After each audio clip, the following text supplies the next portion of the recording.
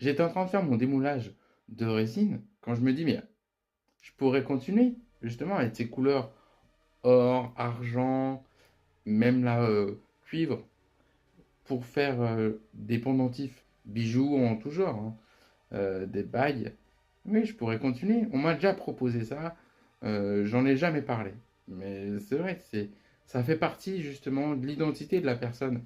Parce que on m'a déjà demandé des choses très précises. Justement, là, c'était pour se rappeler de l'animal en question avec une inclusion.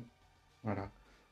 Une inclusion, c'est qu'on rajoute un objet ou autre chose dans la résine et ça ne bouge plus. Alors là, ça ne bouge plus jamais.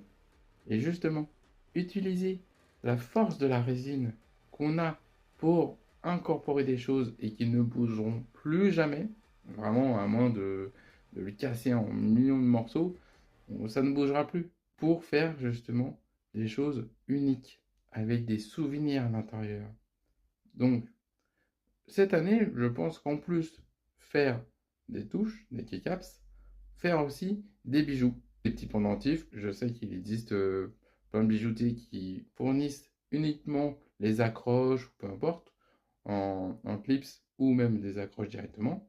Et donc faire comme une parure en quelque sorte, vraiment personnalisée. Si c'est pour faire vraiment comme un logo, justement les logos de ce qu'on aime, ou même un petit pendentif, tout comme les touches, ou même faire une inclusion à l'intérieur de la résine, bah pourquoi pas?